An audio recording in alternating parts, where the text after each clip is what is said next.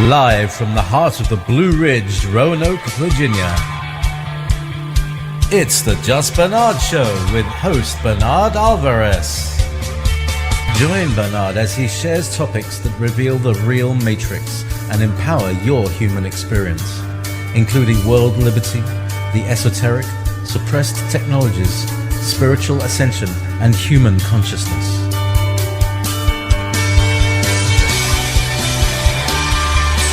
Humanity has awakened, and our time has come to realize our full potential.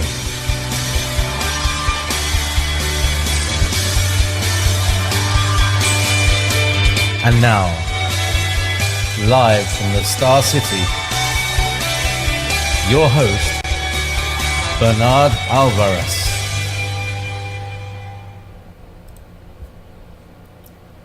Well, hello everybody, and welcome to the Just Bernard Show. Once again, here we are. It's another week. Actually, it's been 2 weeks, so I'm really glad to be here. We got another wonderful topic to be discussing today. We're going to be doing a consciousness talk today. Excuse me. And we're going to be investigating, discussing, discovering, and going a little bit deeper into this idea of our life's purpose. Many people, well, I'm going to share a personal story with you about why this was an important topic for me today. But before I do that, let me see if any of you have come on the chat so I can say hi to you. And I see Julie and Terry on Facebook. Hello, thank you for being here today. Anyway, I hope you all here in the United States, I'm of course broadcasting live from Roanoke, Virginia. Hope you all had a nice holiday weekend. I know I had a really nice time actually. And let me go back a little bit because I did not do a show last week. This show was scheduled to go live last Tuesday. And unfortunately, I had some personal things I needed to take care of. Those of you that are on my Facebook profile might know some of the issues I had earlier in June dealing with medical bills.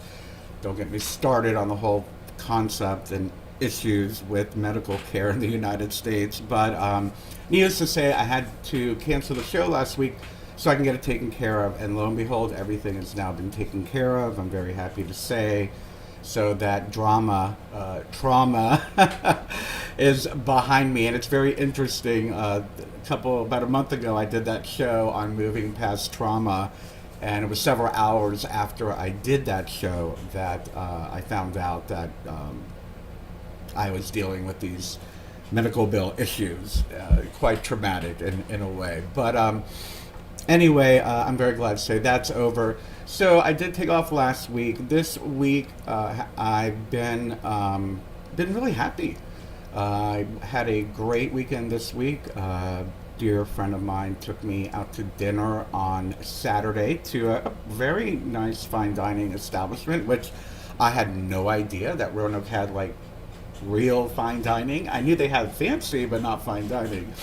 But it was really good. I'm not going to promote them, but it's in downtown Roanoke, so it was nice. And a dear friend took me there, and we had a really nice time. And then on Sunday, I ended up celebrating Independence Day with my best friend. We went to the local, I guess, city fair, you could call it, Salem Fair. And I rode some rides that I will never ride again. We went on something called the Hydra. And that was a little bit too much for me, you know. You go to these fairs. I go to the fair thinking like I'm 20 years old and want to go on all the rides. And I've learned I just don't like them that much. Not those scary ones as much as I used to. But it was fun, and I'm glad I did it. But excuse me, as I drink the water the wrong way. So let me say hello to a few more of you that are here. I see Melissa and Noctor and Yahara, Golden Hawkeye, Daryl, all on YouTube. So thanks. Thank you for being here. It's good to see you all. Hello, Jasmine and Katrina on Facebook. I'm glad you're here. Thanks for joining today's show. And wow, hello, Carlos. Good to see you on Facebook.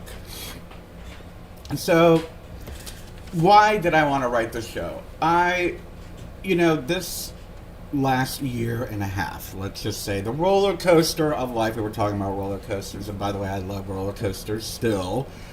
But the roller coaster of life in general, I mean, over the last year and a half, we have all been through, quite an upheaval, whether it be locally or nationally or globally.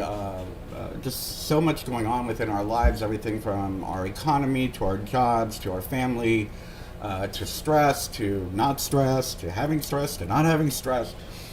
And when things like that for me, and let me just put in the disclaimer, the show is about my experience and what I have found. So you might feel a little bit differently, and that's absolutely fine. And that's actually a part of what I'm going to talk about today.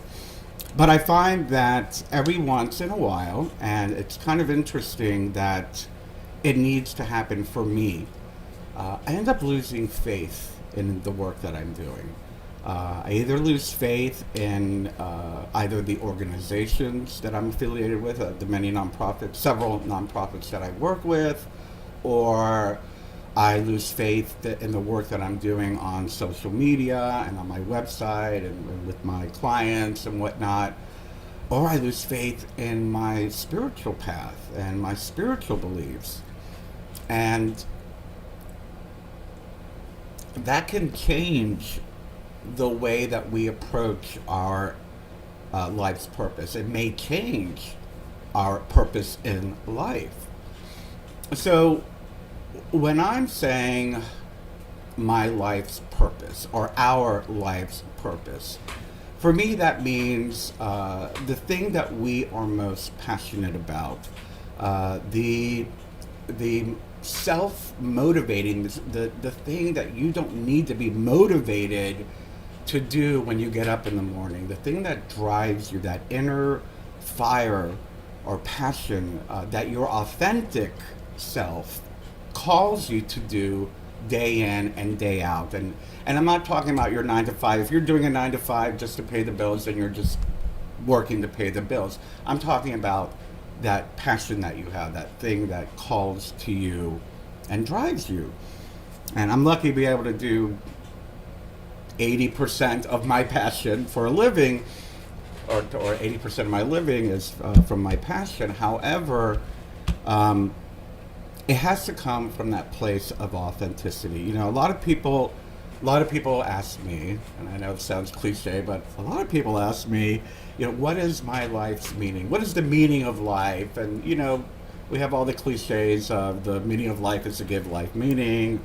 Or my favorite, I went to an EST training, landmark training, and they said the meaning of life is that life has no meaning, and the fact that it has no meaning has no meaning. Which goes right back to, you put the meaning into your life. What drives you? I was blessed back in 1992 when I had my spiritual vision quest that during my encounter with the emissaries of light, who have been a part of my life ever since, and are the guides that I work with, that they came right out and said to me, you are going, I'm in the astral plane. I didn't want to come back to the astral plane, and they're like, you must go back down to earth and teach everyone the way back to source consciousness, or as many people as I can. But 20 something, I think I can teach everybody. But so for me, that's always been the underlying factor in everything that I do, is I kind of gauge it of how much of it goes with that message of, am I helping to expand consciousness? Am I helping people discover their authentic self? Am I helping communities that are on the fringe, on the fringe of society, reduce some of that stress so they can relax and see who they truly are, and be valued for who they truly are, so they can discover the gifts they have to offer the world. So one of the main things that I learned about discovering our life's purpose. And I talk about it in, well, of course, I talk about it in the Awakening Code, the course that I teach, the 5-hour version of this concept. But I found that for me, the way to have integrity, have drive, and constantly be, how shall I say, re-energized with that divine life's purpose is to connect with our higher self. Yeah, cliche. I say it all the time, but it's true. For me, our daily waking consciousness is all about, getting up, getting dressed, taking care of our kids, taking care of our home, taking care of our partners, driving to work or taking the bus to work or walking to work or just working. I don't have to walk very far to work because I work from home. Getting up and walking to the living room to go to work, and doing the work. And there's that whole to-do list that we have throughout our day-to-day. And that's wonderful. We have to do that. There's a part of, I always say the ego is a wonderful tool but a terrible master. But that ego tool helps us to do that to-do list that we have every day. For me, the higher self transcends that. The higher self is not that to-do list that we do every day. That higher self communication is the part of us that is connected with universe, with source, with God, goddess, and with each other. I am one of these people that believe, as if you have my book, you'll know that I source, the emissaries of light, explained that we are all one soul. We're just looking through different eyes, but we're still that one thing. And through that higher self, we can feel that connection. And that can be a big motivator when it comes to how are we going to apply that, on the ground, on Earth. Thank you, Terry. That's a very good question, and we're getting to that right now. Anyway, so again, going back to what the definition of the life's purpose, I believe that life's purpose comes from our spiritual calling. And that spiritual calling could be something as simple as, feeding the homeless on Thanksgiving, whatever it is. I mean, it could be raising your kids. It could be making music. It could be, working for a credit union, whatever. I was going to say Wells Fargo, but I'm not. No. Hopefully, if you have a clarity, you're not going to support the corporate structure that rules the earth, but that's a whole nother show. Anyway, with that clarity, you can really energize yourself as to what your life's purpose is. And, Terry just asked a question, does our life's purpose stay constant? And like I was saying a little bit earlier, I will say we can lose faith in our life's purpose. And even though the foundation of our life's purpose, the way that we demonstrate it on planet Earth in this 3.5D dimensional reality, may change. This morning I woke up and my phone had to tell me, because I'm bad about these things, my phone told me it was my 15th anniversary on YouTube. Yes, YouTube, thank you. 15 years. I can't believe it. And I was contemplating all the different incarnations that my channel has had throughout the years. It started off as a meditation channel, then it became an activist channel, then it became a truther channel, and then it became a mixture of paganism and activism and sacred activism, and now I'm mostly focused on consciousness. And of course, metaphysics and magic and the occult. But it changes. But does that mean my passion has changed? Does that mean that my life's purpose has changed? The common denominator in my life's purpose is to We have to find a better word than awaken, because those radical people stole that from us. So the enhancing the awareness of our possibilities, awakening, enhancing and empowering our consciousness. Quantum shifting, Jakuki Tings on YouTube is asking about quantum shifting, and I'm so glad you brought that up. We're going to be talking about that next week, so stay tuned. Yes, next week we're going to be talking about how to shift dimensions, which is a lot easier than you think. And you probably do it every day, but I'm not going to get into that today. But yes, next week we're going to talk about that. So yes, I do believe our life's purpose changes, whether it be, a good example is your children grow up. Your life's purpose when your child is young might be to be a house husband or a housewife, mother, father. And as your children grow and they need you less and less, your purpose might be to, I don't know, crochet pot holders, whatever. I'm being facetious a little bit.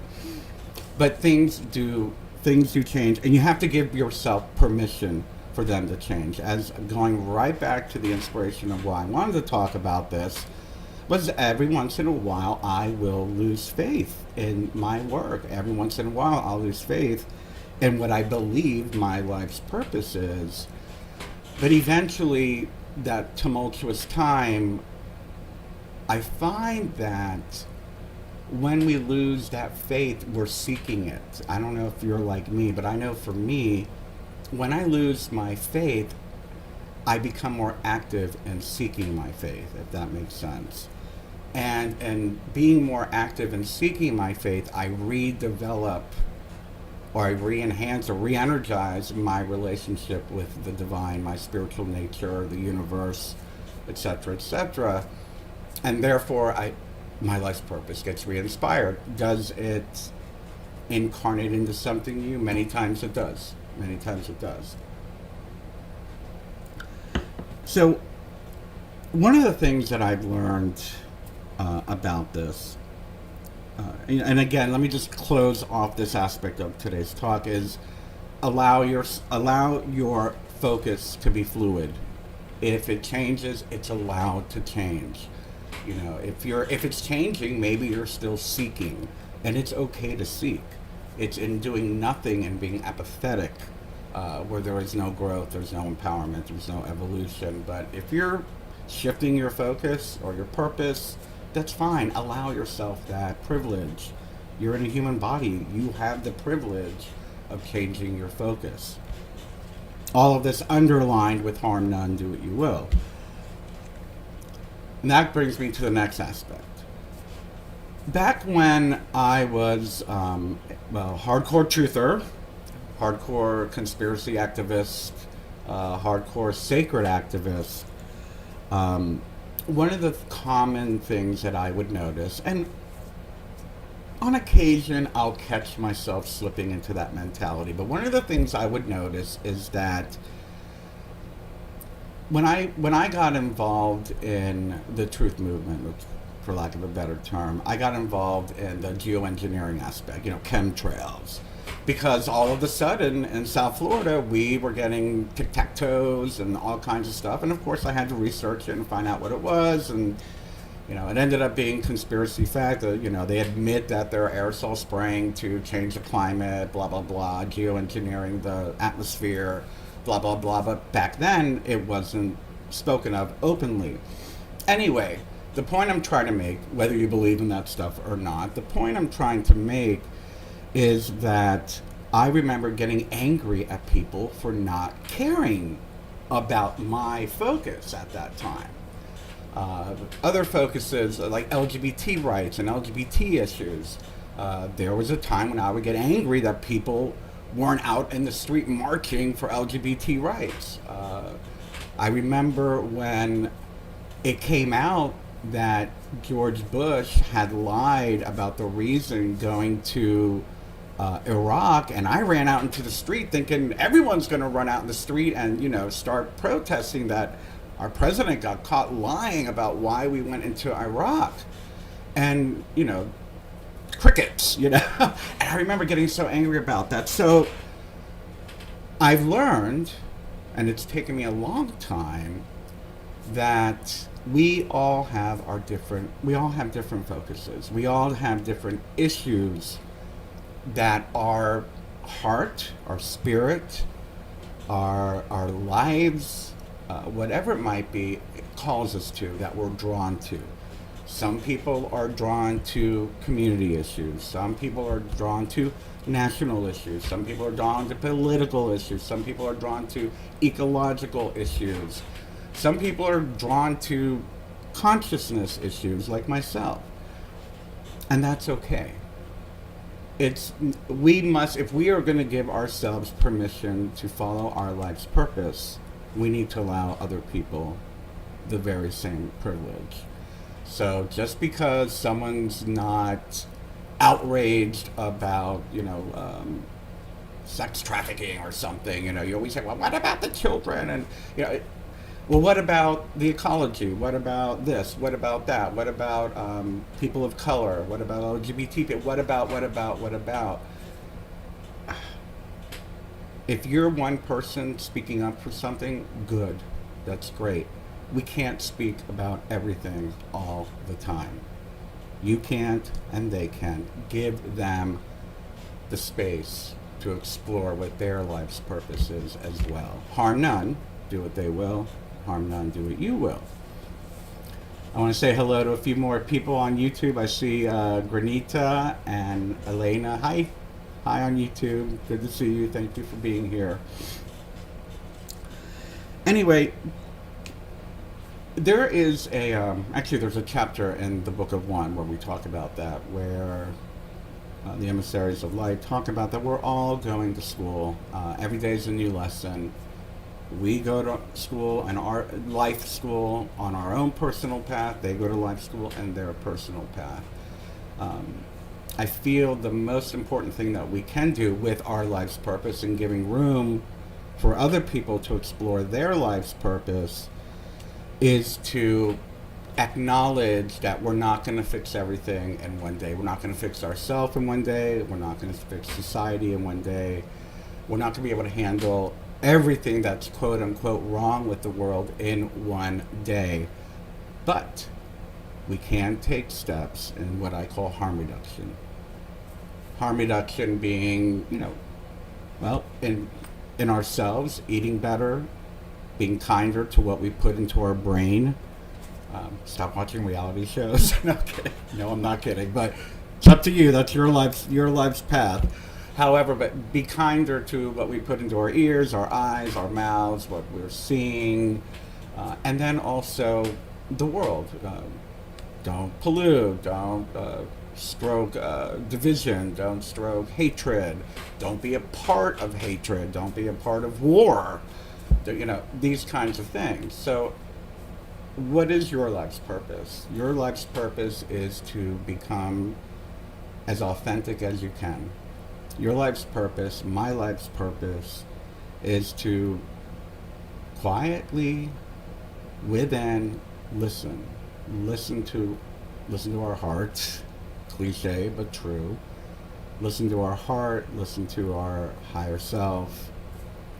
Make a connection with source consciousness, with universe, with God, goddess, and allow that to guide us. Let that be a part of what motivates us. And also respecting the fact that everybody else has their own purpose. Anyway, I can't believe, here I thought I wasn't going to have enough stuff to talk about. What else is new? I had plenty to talk about. Anyway, I do want to acknowledge a few things, a few people. First of all, let me just say thank you once again. If you are watching live, today is the 15th anniversary of my YouTube channel. And I have got to thank the emissaries of light. Those of you, I don't know how many of you have been following me these 15 years, but in the beginning, I had no technological experience. I didn't even know how to create a video. And, back then we had Windows Movie Maker on Windows XP. And I threw together this video, and within a year, I was the #3 YouTube partner in nonprofits and activism, and my life changed. And during these 15 years, a lot of people have really, really helped me, not only with technology, but with guests coming on the show, my co-hosts. Most importantly, if you all remember Treva Knott, she was with me almost, actually probably since the very beginning, give or take about a month or two.